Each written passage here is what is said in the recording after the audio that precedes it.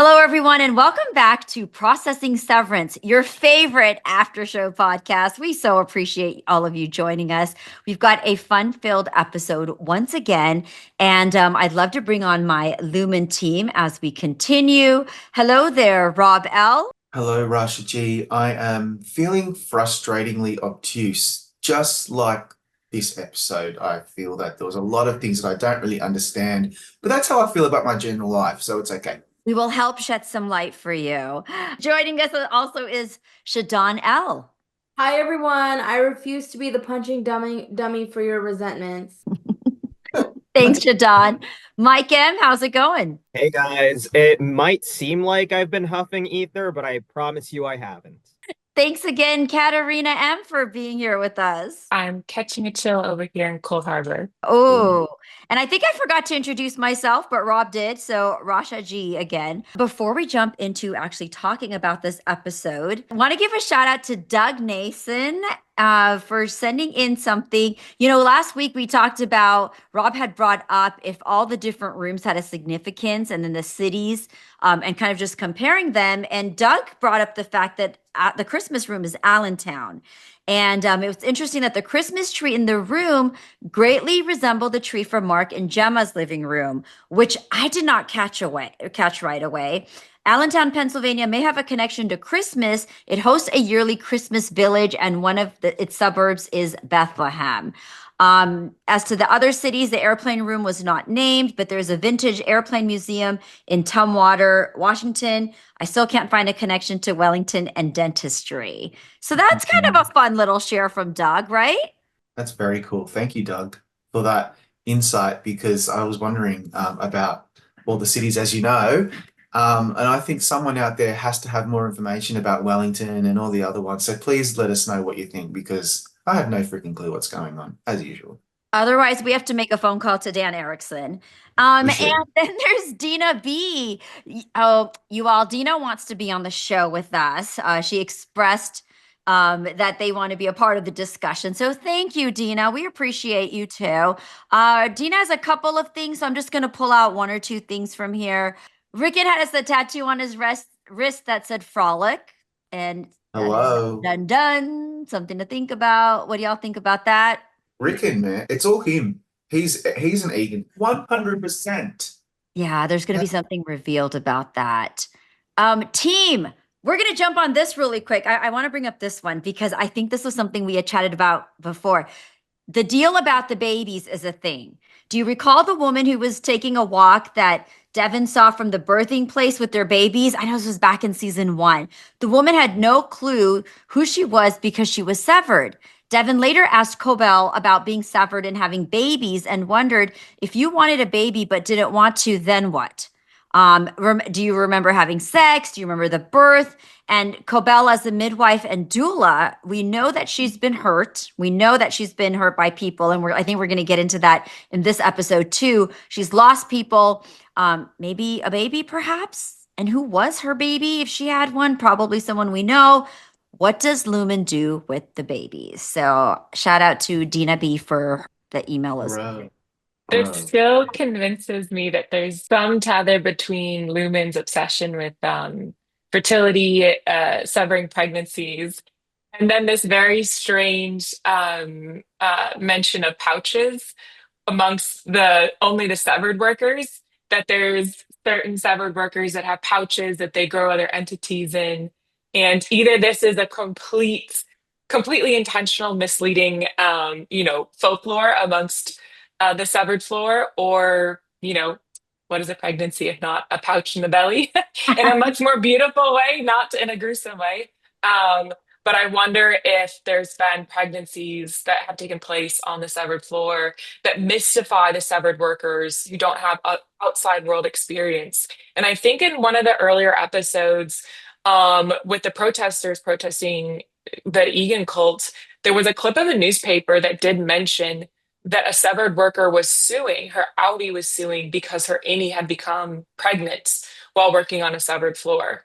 So I'm very curious how the pouch folklore potentially fits in with the pregnancies. Oh, definitely looking forward to that. All right, let's get into episode 8. This was directed by Ben Stiller. So, very interesting take on this. And the episode is titled Sweet Vitriol. We've recently been discussing the titles. So, did anything hit for you guys with the name of the episode? For me, I use vitriol a lot when I'm like spewing something negative at someone, right? Mm. And I think there's definitely a whole lot of negativity in this because people are kind of, when it came to Sissy, when it came to Harmony, when it came to Hampton, I mean, everybody's just kind of dogging everyone. But other than that, there wasn't a whole lot of relevance for the title as far as I saw within the actual content of the episode. So, for me, at least as far as the definition of vitriol that I'm used to, unless they're using a double entendre of some sort, I didn't really necessarily pick up on anything specific. I think when you think about vitriol, think about how you use the word vitriol. People spew vitriol. It's venomous, it's abusive, it expresses blame, deep-seated hatred and ill will. And I just feel like sweet vitriol, so that I think sweet vitriol is referring to the ether, the drugs that have taken over Salt's neck. I just think that could be maybe something that they're referring to. Sweet vitriol is the worst thing you could think of, vitriol, and it's so sweet. And so, it's people are turning to drugs in that town, which we'll get into later. And I think maybe it could be that. I had a thought kind of tying the last episode into this one with Sweet Vitriol. The last episode emphasized Tolstoy's text, The Death of Ivan Ilyich, which is a journey of a judge going from a very materialistic life and then being confronted with his mortality and then having a spiritual awakening, which I think plays very strongly into, cult ideologies and the Kier cult. In this sense, though, it felt like Cobell's journey in this episode was a reversal of the death of Ivan Ilyich, where, she's already had her spiritual awakening, but now she's actually redawning into a more materialistic or potentially like worldly understanding of herself and herself in this company. Like we see the sparks without going too far ahead because I'm sure we'll discuss it, the first sparks, the first potential kindling of her being a revolutionary and going from a very spiritual understanding of her childhood and her role at Lumen into potentially being revolting against it, right? Potentially rebelling. So I think, Rob, what you're saying about, the town being drug addled, Sweet Vitriol also sounds like the name of an old timey pharmaceutical. So I could see us downing that in Coca-Cola's back in 1909. But yeah, I think there is vitriol in this episode. Mike, I agree, subtle though it is, and that could be Cobell, finding within her the rage that we see in the final moments of the episode, and that rage being the catalyst for her to potentially, I would hope, spark a revolution.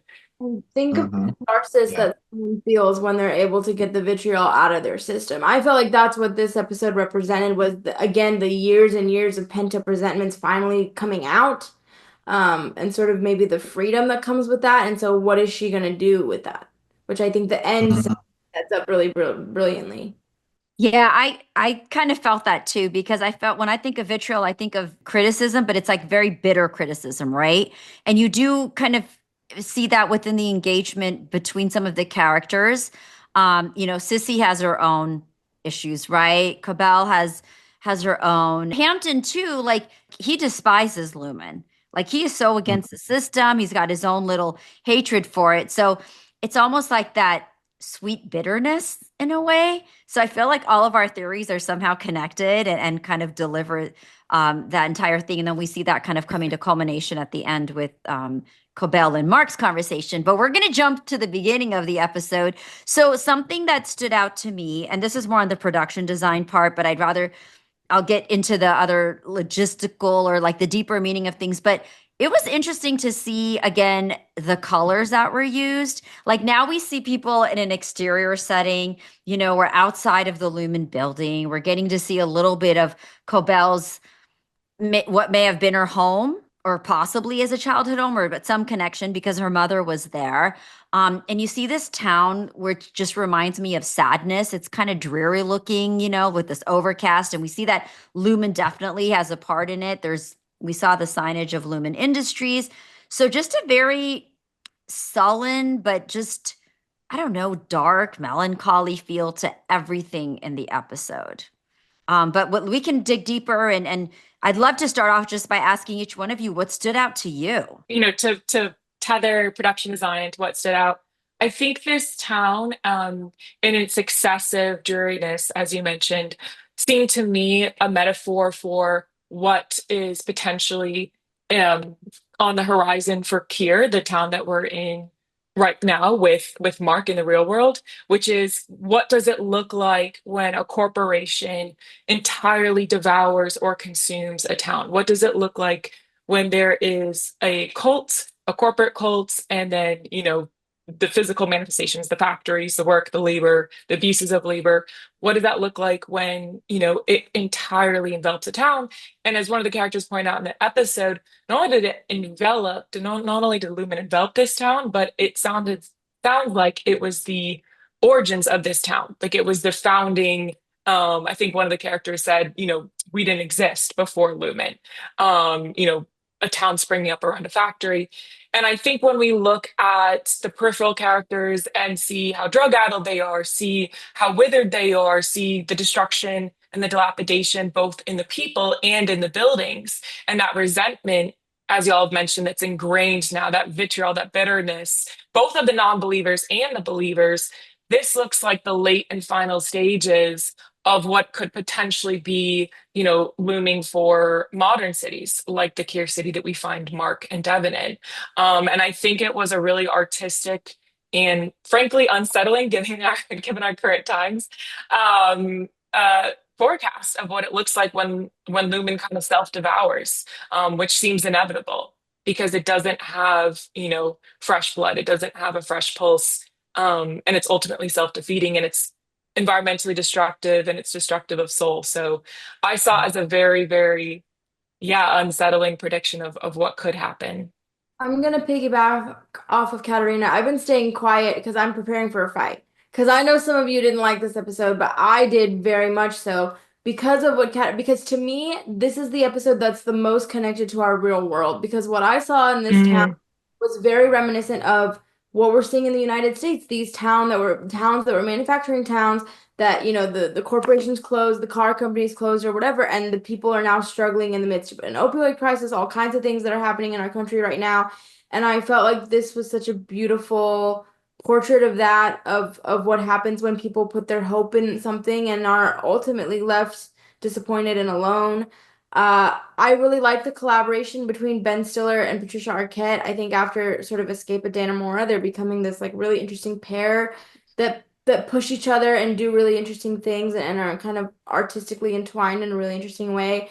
I thought, I'm very fascinated by the exploration of grief personally. And, last episode we saw sort of the grief of losing a child, and this episode was sort of Harmony and her mother. We have that beautiful scene where she's sort of in her mother's bed and she puts sort of the breathing equipment in her mouth, which was very disturbing, but just like a haunting thing of like you just want any piece of someone back into your life. You can have whatever you can get your hands on, literally.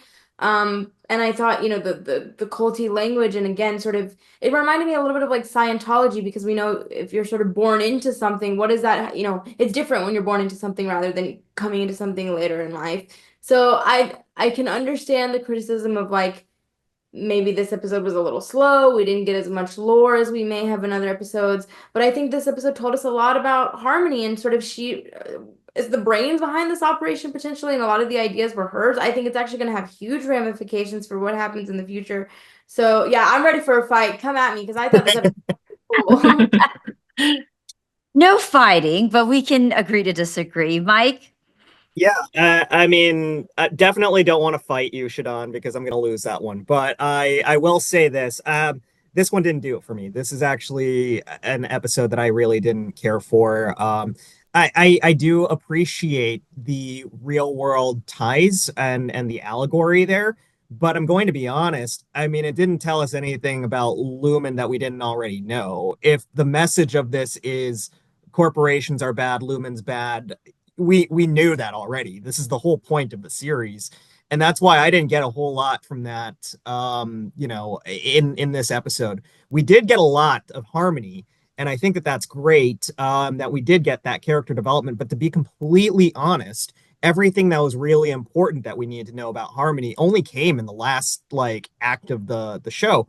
And to me, it's unfortunate that, from an efficient storytelling standpoint, I don't think we needed a whole episode to get to that ending. I think that they were setting the mood and doing a lot of this stuff, but I thought it was just unnecessary table setting to get to that point, when I think that they could have either done a B story and interspliced it with this, or something like that. But I don't think it really moved the narrative of the season a whole lot. To me, this felt a lot like filler, until you get to that ending. So I was kind of glad that it was the shortest episode that we got. I didn't really get a whole lot out of it until the very end. And yeah, for me anyways, to come after a banger like Gemma's episode last season, it's kind of a disappointing follow-up. So it felt like it was just there so that Patricia Arquette could have some screen time, as we were kind of talking about before. So I definitely agree with the assessment that we discussed about that. But yeah, it didn't hit for me the same way that a lot of the rest of the season has. So Well, listen, episode 7 was so powerful, right? And I think a lot of people, even viewers in general, I'd seen some of the comments online, people really, really resonated with that. So I was expecting 8 to also just kind of continue in that flow. I do agree with you, Mike, in the sense that I almost wish, yeah, I think the flow could have been better in that first half. It could have maybe been cut down, so we could have included more information, or more flowy, I would say, as far as the narrative goes for this. I would have liked to see that. But I did like seeing a little bit about Harmony, because we've had these chunks of her, and like we know that she's definitely a distraught character. We already knew, and I think we had been talking about this, that she definitely plays a very important role with Lumen and having been trained in the Kier Egan system. And, like there was something deeper there that we couldn't place. So it was great going back. I was mortified. And it's only because I've had personal experiences with a parent in a hospital, with how she sat on the bed and was put the tube in her mouth. Like that made me feel sick to my stomach. I just couldn't. I was like, oh, this is disgusting. But you can tell the connection and the deep sense of loss that she's feeling, and why this human being is just so bitter, right? Because they feel like a part of their life was taken. It seemed like she didn't really get to say a proper goodbye or spend time with her mom at all in the capacity that she wanted. And she's been just in this Lumen system for so, so long. So yeah, again, I think it was more slow moving for me. And I felt like we could have gotten to some more integral stuff with some of the other characters. But I did like the fact that we saw Harmony a little bit more. Rob, we haven't heard from you on this episode yet. I'm in two minds because I feel like there are parts of the episode that I really enjoyed. It's a beautifully made episode. There's a scene when Harmony's in her mother's deathbed and the sunset kind of goes throughout the room. It's beautifully done. Very, very beautiful by Ben Stiller, director, and cinematographer Jessica Lee Gagne. But I think the highlight for me, and by the way, there were parts of the episode that I did feel where it would just dragged on too long and was so obtuse. I had no idea what was going on. And again, we do have to expect that from Severance. We were spoiled last week when we were given so much exposition. This time we just had to be a bit more patient. We're just greedy little viewers. But I do think we were talking offline about this, and we should probably get into a bit more about Sissy, played by Jane Alexander, 4-time Academy Award, multiple Emmy nominee, and she's also won for Warm Springs.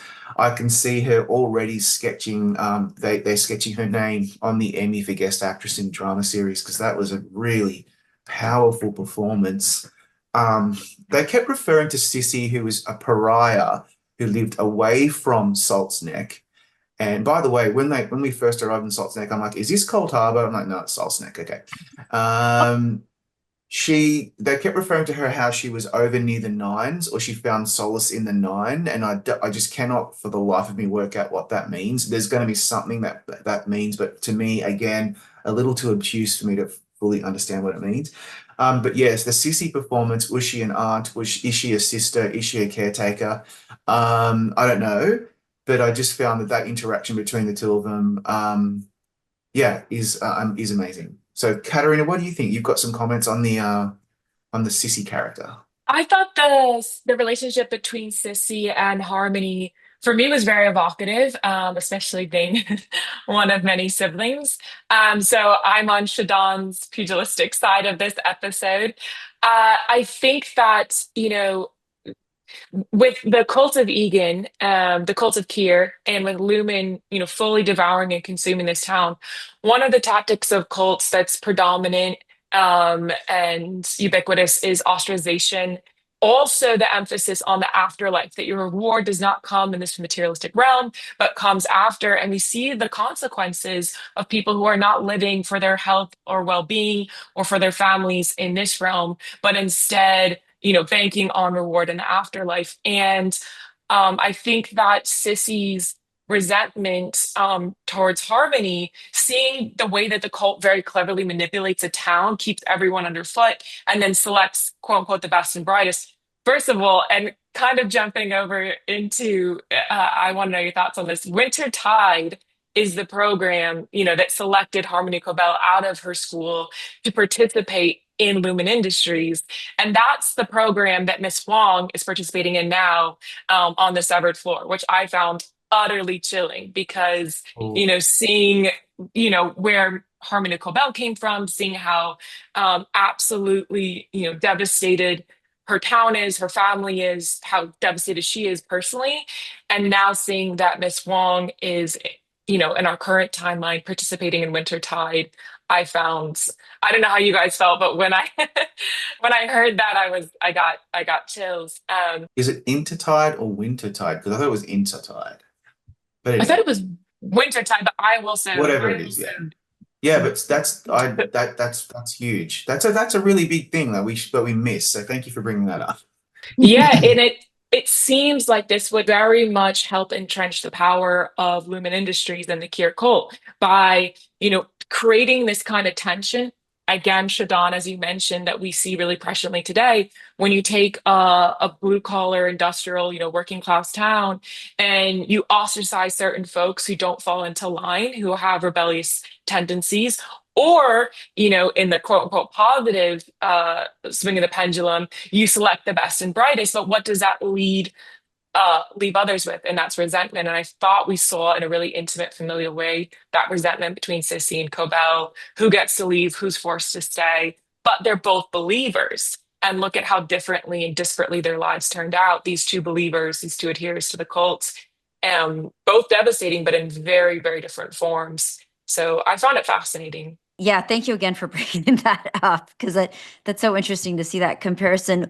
What about when so we see Miss Cobell going back into the shed, right?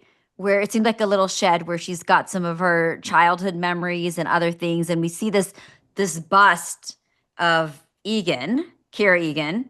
And when she opens that bust up, there's that document that she's desperately searching for. Is that the Cold Harbor document? What's in that document?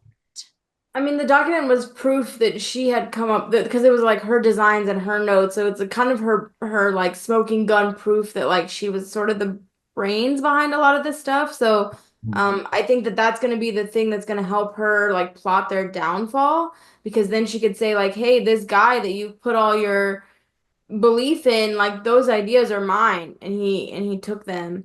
Yeah. So that's why I think like that has huge ramifications for what's going to happen, because like that's kind of the blueprint of not only her work and her life, but maybe the thing that's going to tear this whole thing down.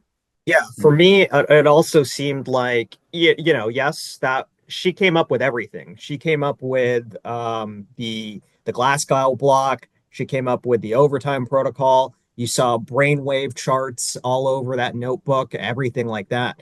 It shows us basically that Harmony Cobell is a genius, way ahead of her time too. and that we didn't really know this about her. That's the big revelation here, is that everything really that we've seen in Severance probably attributed to her, which is kind of insane. And I understand why she feels incredibly screwed over by Lumen. If the Egans have basically taken that and made claim that that's their that's their invention, that's their design, that's what she was doing is all theirs. So it's very interesting, but to see this mad scientist genius side to a character that hasn't really shown that, that to me is very fascinating. I thought we saw that come out of her personality, and I thought that's probably one of the great takeaways from this episode. We definitely know that she's so integrated into the system, and it kind of reminds me of how Shadon was talking about, the parallels to our reality. But it's that whole concept and notion of how individuals spend an entire lifetime being so loyal to a company, right? And then in 2 minutes, you can just be disowned by them. You could be thrown out. Like, they don't care. And she spent pretty much so much of her life just giving to this company. And at this point, she's kind of a nobody to them. But there's also, I want to bring up, as you were saying that too, there was a slight fear too, because if you remember the conversation with her and Sissy, she tells Sissy, don't tell anybody I was here. And I think Sissy made a reference of like, well, they're always watching, or she can't say, like, she's not going to do that. So she was asked, she would call her out and tell her that she was there. I don't know why I just brought that up, but it just came into my mind. So I just threw that out there. But yes, just learning all these little quirks about Harmony and really getting to see, like you said, how brilliant she is. Absolutely. Like I just it kind of flies in the face of everything that we've seen about Cobell so far, but of course it might explain why she's always so uptight and angry and I don't yeah, and who knows what her end game is, but now it's we're finally now we're going down this path of her and Mark joining forces, we think, to We think, bring down Lumen or whatever. I don't know, but I was going to add oh, on quickly. I thought that was a really interesting shift in the relationship because in the prior episode, when Devin wants to call Cobell, I think all of us are screaming at the TV, no, no, no, no, no, for, don't call her, don't call her. And Ragavi walks out, we feel like all hope is lost. Not only because we see Cobell as the villain, but also because we haven't understood until this episode how, as you said, Mike, how truly genius Cobell is. And now, what I found so fascinating, my emotional reaction, at the climax or at the end of this episode, was that now when Cobell picks up Devin's call for the first time, instead of reacting with like fear on my part, I feel a little bit of hope. I feel that kindling or that tinder of hope, not only because I see Cobell again kind of having a reverse Ivan Ilovich, going from a spiritual awakening to a materialistic one, but also because I had no idea. When I think Cobell says something like, did Ragavi kill him? Like, is he still alive? And Devin says yes, and Cobell's like, good. For the first time, I'm like, well, Cobell not only has the motivations, but actually, as we've seen evidence in this folder, she has the intellect and the capacity to do something with Mark. Not that she wasn't a very intellectual character prior, but to see the kind of Leonardo da Vinci-esque sketchings and illustrations of her designs, for this brain device puts her in a new mm, light. She has an incentive, it almost feels like, right? An incentive of us seeing a different side of her to maybe how she can help someone or get the help she needs. Or I don't know. I still think she's very intentional and she's on a mission for herself. But we will see how she will hopefully come through for Mark. I mean, I just don't even know what that's gonna unravel or lead to. Was there mm. anything between the interactions of any of the individuals that stood out to you all? Like even between maybe Hampton and Harmony, or anything that happened in that little coffee shop? It was just Well, coming. not really. We see Hampton is obviously harboring, pardon the pun, some resentment towards Cobell, but they must have been lovers or childhood sweethearts or something, because this is obviously Harmony's childhood town, because she talks about how she remembers the town is older and frailer than she remembers. And she says that very clearly in that room. And he is not interested in helping her, but by the end they're kissing, or they're connecting.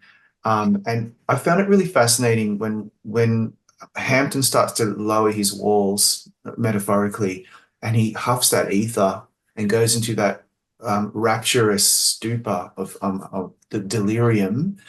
I found that really confronting, because any of us who've ever known anyone who are drug addicts or alcoholics or things like that, that's a very common thing that you see, where they're like two different people.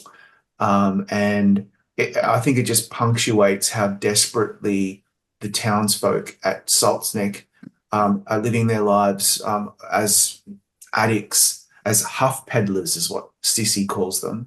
Right. They're not I really found it very, listening. very interesting. He did, Yeah, very and interesting. he definitely hates Lumen. I mean, I think he Yeah. made that very clear too. We sense that in his conversation. So he definitely is not having anything with Lumen. So something must have happened with him, or he's got some backstory too that's created such animosity towards this company. Two small moments that really stood out to me. One in the beginning when she's sort of in the coffee shop, and before she even enters the shot, the waiter, says to that older woman, like, "Oh, I really like your do," and they sort of have this rapport. It's kind of like that the regular coffee shop customer. And I thought it was so beautiful. Again, I'm sappy, sorry. But it was so beautiful because here's this town that's like falling apart, but yet there are these moments of genuine kindness between these people and human connection. And I think it's just like a really powerful thing of like that will find a way even through the literal darkness that this town is experiencing. And I thought it was really interesting too when Sissy says to Harmony, I wrote it down, but she says, "No apprentice was more industrious than you." So not only does that speak to like her brilliance mentally, but also like she is willing to put in the work, and she put in her work to build the company out. Now she's gonna put in the work to tear it down, like I said. And then also when we see that moment of she's so invested in like, is Mark still alive, as Katarina mentioned. Like that's kind of the first time I saw like, oh, she cared, like she really cares about him, and we've been talking all season long about, Mark being this like outsized, really important figure. And so we see this moment of her investment in him, I thought was really interesting. It's like Yeah. you flash back to the last time we saw Harmony confronting Helena. And I'm saying it right this time, guys. Helena. Yeah. And she tells Helena full on that Cold Harbor is her achievement. So when you think about the designs and the drawings and everything like that, and her gift for kind of understanding the human brain and the human psyche, it's now making me think that Cold Harbor has something to do with uh, brainwaves or people's minds, at least. And I think Mark is absolutely at the forefront of that, and that's definitely why she's so invested in trying to help him, in my opinion. I definitely think, Raja, you touched on this, that she's very likely in this for herself. But I think that she needs Mark to complete Cold Harbor to show that this monumental achievement or something that she created is truly her work, her Sistine Chapel, her Fifth Symphony or whatever, her masterpiece. So But Mike, we've known, I think, from the last few episodes too, that Mark is a part of Cold Harbor, right? I think through yes. conversations, we know that somehow he is so pivotal to this, him and Gemma, but especially Mark. So they've always been like really keeping their eye on him, making sure he's okay, making sure that they have him.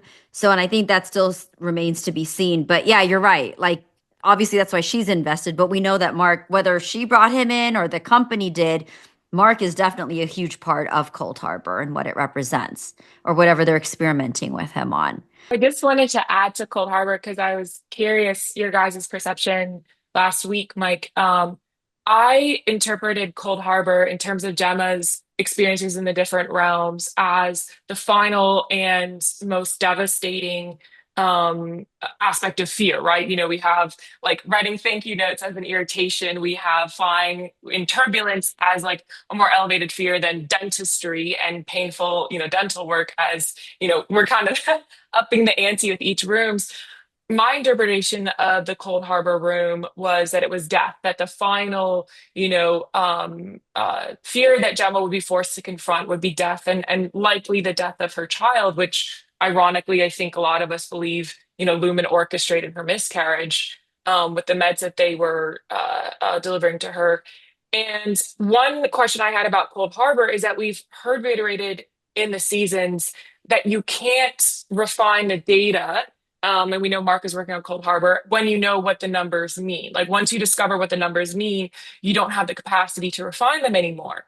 And, we see that Gemma has not yet reached the Cold Harbor room, has not yet approached it, in kind of her, her final ascension.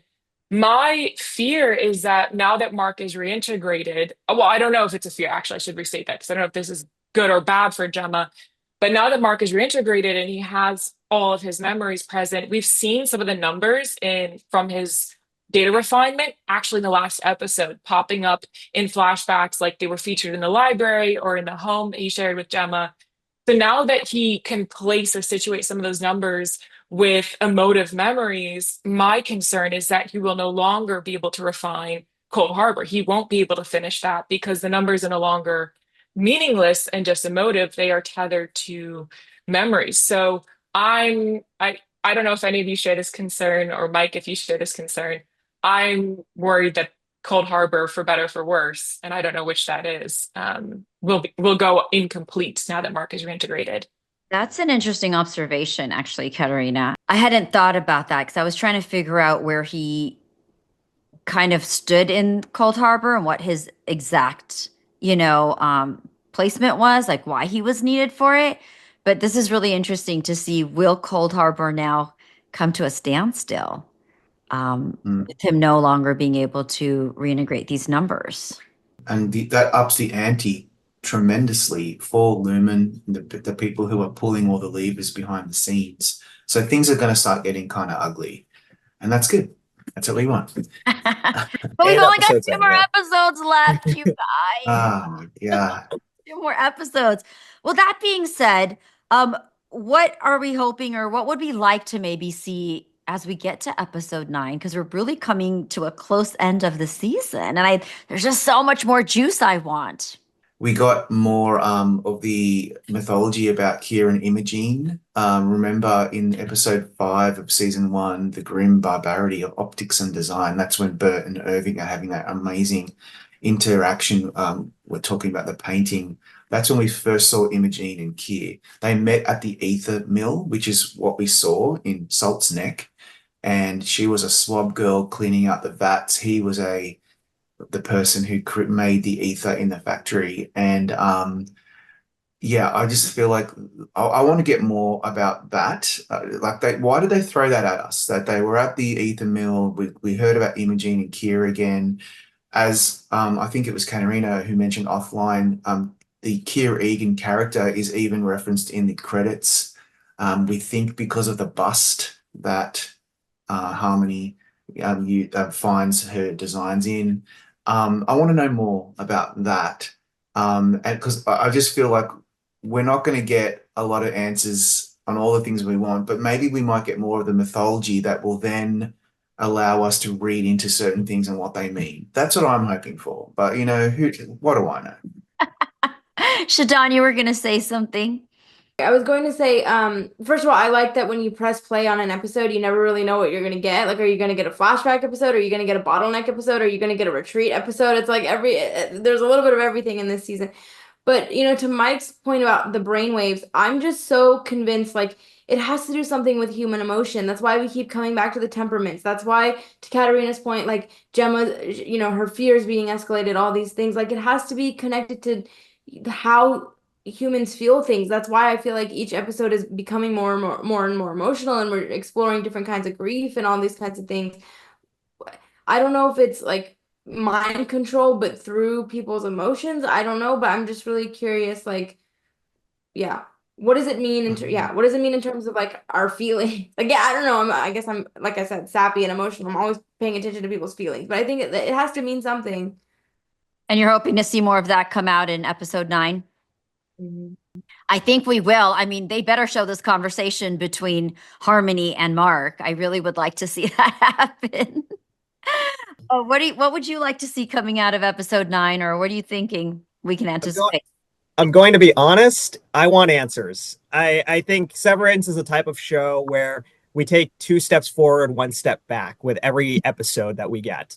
We get answers, but then we get 50 more questions. And I love that about the show. It allows us to deconstruct it deeper. But I think once we get to the end of a season, we need to start addressing the narrative debt that's been built up. And we are 8 episodes in. We've got 2 more left. I know that we're probably going to get answers to Cold Harbor because the last episode this season is called Cold Harbor. And the other thing is we're finally going to get the characters really kind of coalescing together again, at some point this season, whether it's Harmony and the rest of the cast or Bert and Fields. It's kind of funny because the format of this season has been really kind of all over the place. We had a whole episode of just innies. We had a whole episode of just outies. We had a mix of innies and outies. We had a Gemma solo episode. We had a Harmony Cobell solo episode. So it's kind of like everything's kind of jumbled. And yeah, it is one of those situations where when you press play, you have no idea what you're going to get. And it's because they didn't really set expectations as to what kind of season we're getting. Like it's a little all over the place. So I'd like for things to kind of gel together and for answers to finally get revealed as we get into these final 2 episodes this season. So that we kind of get that light bulb. We go, now we were right. We know, we predicted this, et cetera, et cetera. Severance has to reward its viewers, and it's never done a bad job of that. But I want my reward this season. It's almost like we're getting closure. Did you all, and I'm going to jump to Katarina, but I just want to point out really quick.